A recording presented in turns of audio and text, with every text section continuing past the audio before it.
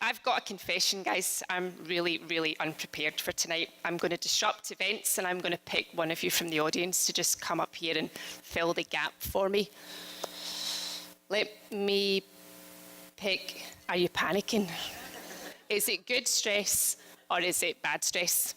Let's talk about stress. You go into the office in the morning, you meet your colleague, you're having coffee. We all need coffee to de-stress in the morning. What do you say? Good morning, it's a really nice day. Or do you say, oh, I'm so stressed out. I worked all weekend. Jeannie in accounts, oh, she drives me nuts. You control your day. You set the tone for the day. Do you know that we're bombarded with 174 newspapers worth of information every day? That's a lot of information, and it comes from a lot of different sources. The reality is, though, that you do not need to take every single piece of that information in. You have the choice. You don't need to respond to the email the minute that it beeps. You don't need to check Facebook every 20 minutes. The reality is the world doesn't change that fast. Stress is all around about us, and it really all depends on how we deal with it. So let me tell you a story. A true story. It's my story, and it's all about stress. I gave up my job a few years ago to pursue my dreams. 18 months later, I was still trying to work out what those dreams were. Bringing in no money, not very happy husband. Then my husband got made redundant. Not only did my husband get made redundant, but the bank that held the vast majority of my available cash went into liquidation. So there we were, we had no money. We had bills to pay. Was I stressed? Was I ever? I read every self-help book going, and I even bought my husband a manual on meditation. Did he read it? No, he didn't. But you know, we were faced with this situation. It was pretty stressful. We had two choices.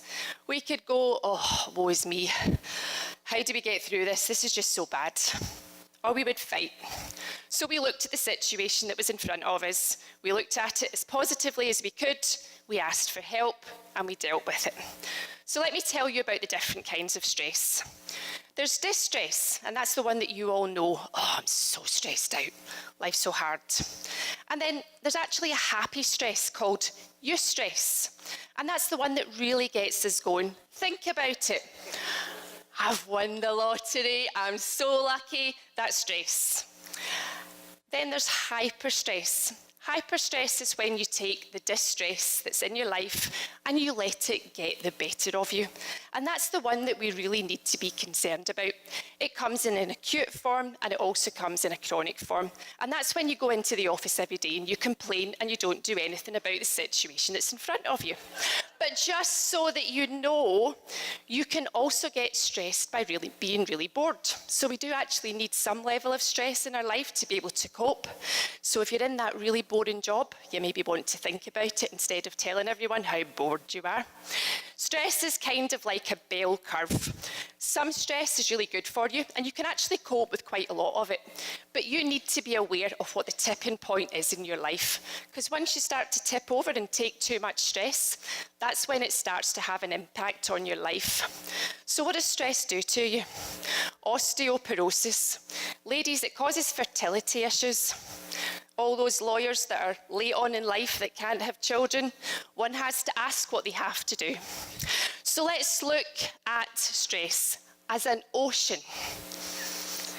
We can navigate our way through the ocean. Think about the Titanic. It wasn't the ocean that sank the Titanic. The Titanic hit a great big iceberg. It punctured it. The water got in, they couldn't get it out, and it sunk. Stress is exactly the same way. We can navigate our way through the stress of life. We can take some of the stress in, we can let some of the stress go.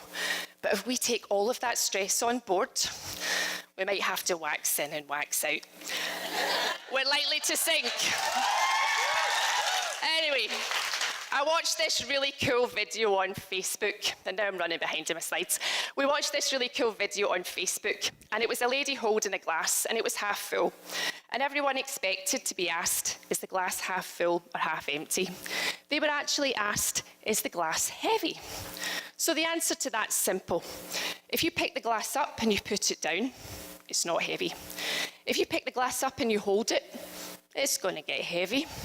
If you keep holding it it's going to paralyze your arm. And that's exactly what stress is like.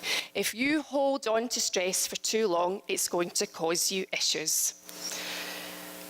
So what do we do? Well, stress is all around about us. You can't ignore it, you can't outthink it, and despite what everyone might tell you, you cannot meditate your way out of it either. And believe me, I have tried. It is there. So what do you need to do? You need to look at stress for what it is. My philosophy in life is that we treat stress like we do our life partner. You embrace it, you get to know it intimately, you love it, you learn its idiosyncrasies, you learn that it's a complete pain, but it's one that you can manage. And ultimately, what do? You don't let it get the better of you. Thank you.